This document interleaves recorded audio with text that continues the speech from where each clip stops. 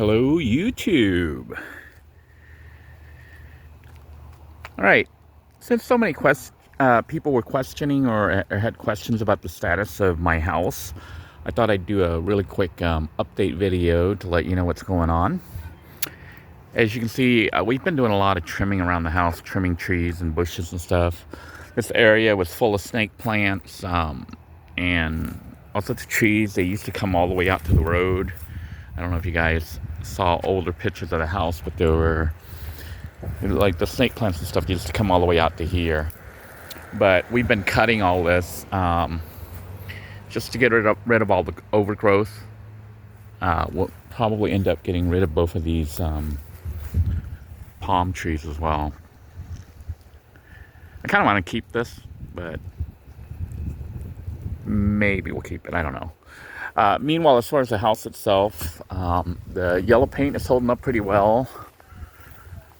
House looks, I never did finish painting, but interestingly, I don't know if you can see here, the green moldy stuff shows up on the old white paint, but doesn't, I guess it's still there, but it doesn't really seem to show up or stick that well to the yellow paint. The yellow paint seems a little bit more protected than the white paint, the original white paint.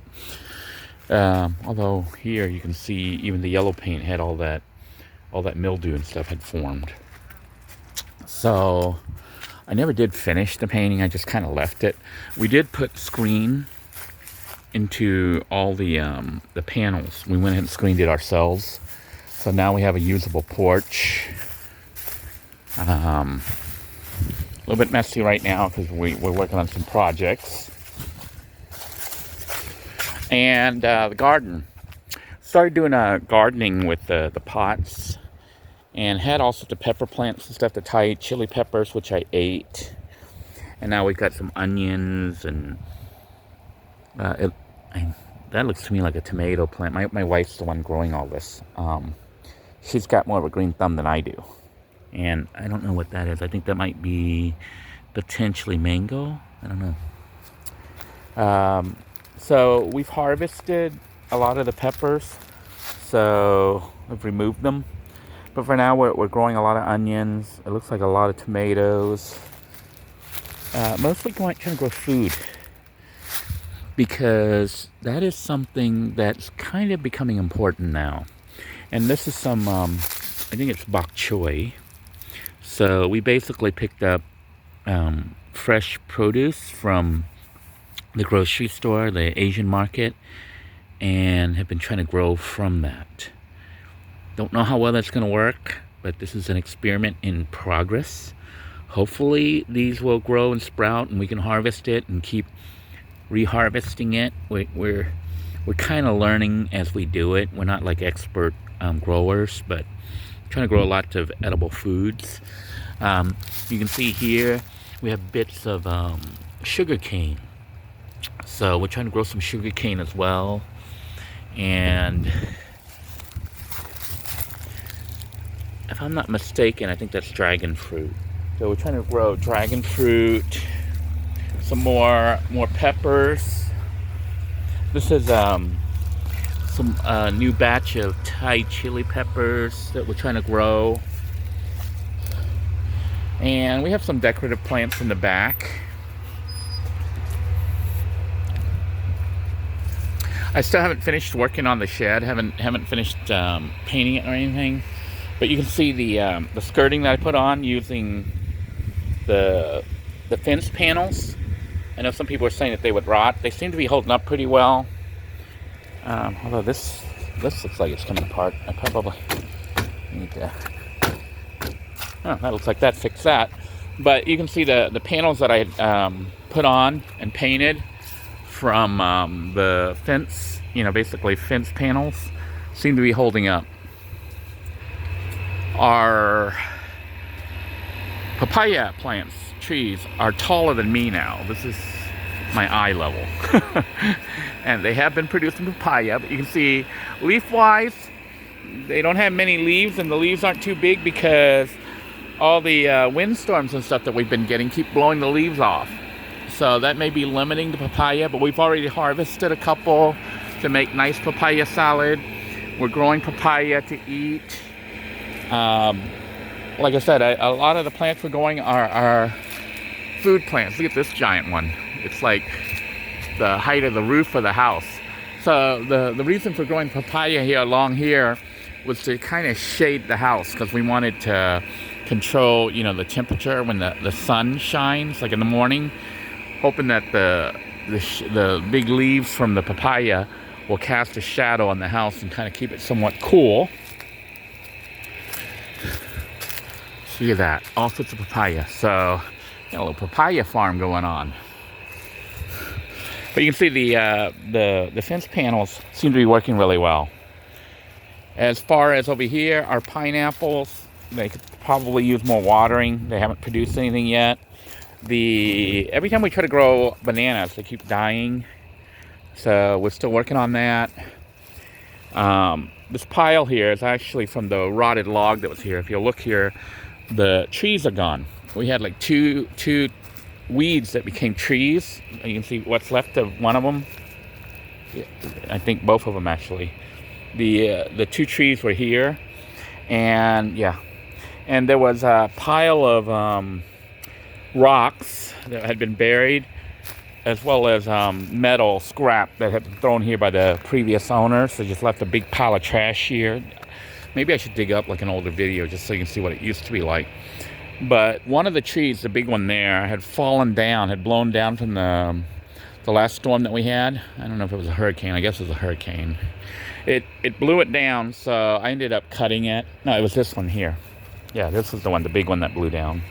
So you can see we're in process of trying to burn the stump, what's left of the stump. So we cleared all this area here, decided to clear both the plants so that we can have more land for growing. We're going to be trying to grow lots of the food back here.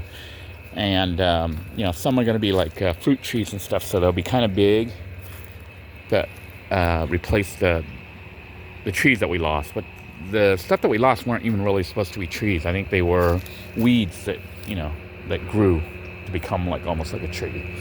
I have been trimming a lot of the branches and stuff that were rubbing against the power line. And so that's kind of done. You can see all that wood there. We're saving the wood because we're going to use it to make asado. Asado is kind of like an Argentinian barbecue. So we like asado, so we cook quite a bit of asado. You can see all the wood we've been piling up. I wanted to point out the tree that we had cut down back here. Stump's actually rotted. So my little table never really got used. I had made a really nice picnic area here using the stump and stuff. And there used to be another tree here that was cut also. And the stump rotted. And we ended up crumbling. And I think this other one here is starting to rot. Yeah, see, it's rotting. So my idea of keeping these here as like parts of the table and stuff is not going to work. So, big tip, if you're planning on using a stump, you might want to paint it or cover it, put some kind of sealant or something on it, because otherwise it will rot. And then, you know, you get this. So my little table stump and stuff is not going to work. So I'm going to have to rebuild if I decide to make another little picnic area back here, table. We're also clearing that area because, we're, like I said, we're trying to grow food back here. As for the RV, I'm going to do another episode on that, but was in process of restoring it, but have given up, have decided not to do it just because the cost of everything is so high now, and I don't really need it anymore, and it's in such a bad shape. So my son and I had been in here, and I'd actually filmed some episodes, but I don't think it's worth running, where we were destroying it. We were like, you know, dismantling it because we were going to rebuild it out to become like a little tiny house. But I'm giving up on that idea. At this point right now, I'm looking at, over the next week or two, trying to salvage what I can from the RV, like the inverter and the solar charging system, you know, all the expensive stuff.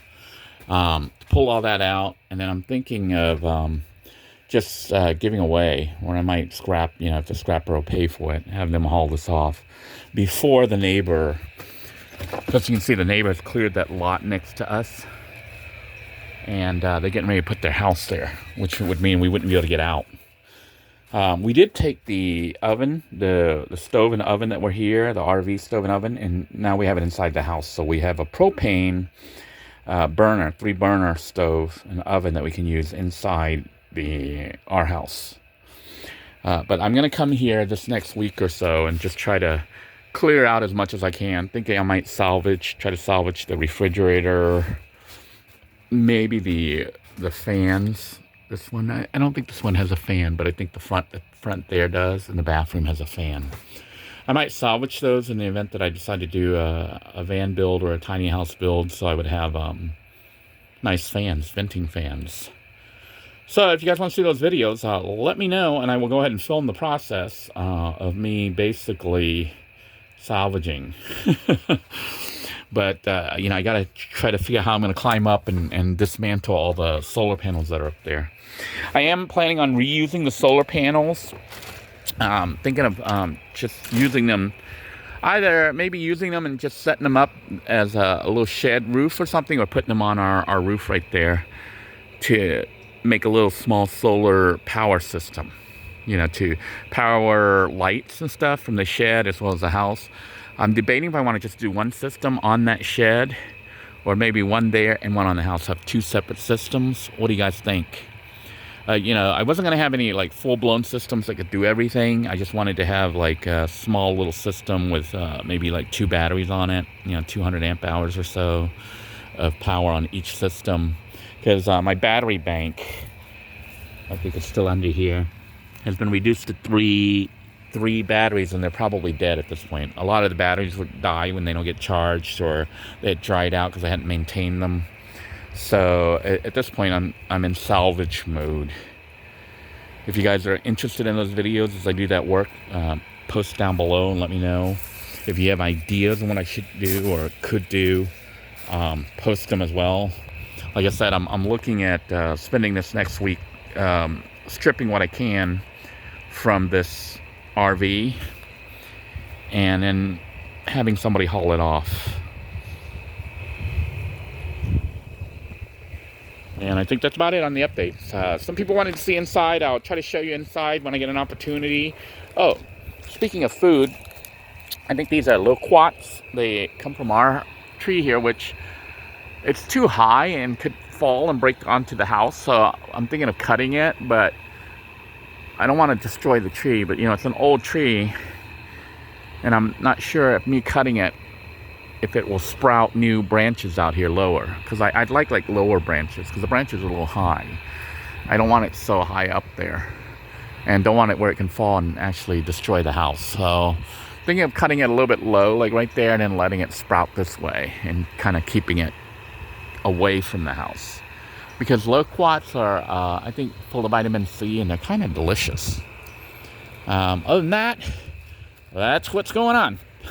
I hope you guys enjoyed this video. If you have any other questions or videos you want to see me cover or topics, feel free to comment down below. I will. I do check the comments and will try to respond when I can. And if there's things you want to see or learn about, like how I make money or whatever for the casino cruises and stuff, how I cycle the money. Yeah, like in my previous video, I talked a little bit about cycling the money enough to get the free cruises. What I didn't mention was that I basically ended up spending like $150 for the entire cruise that I lost. I lost $150 to their casino. But if you look at the amount that I cycled through about $8,000. So $150 loss total, but on the books, it looks like I played like more than $8,000.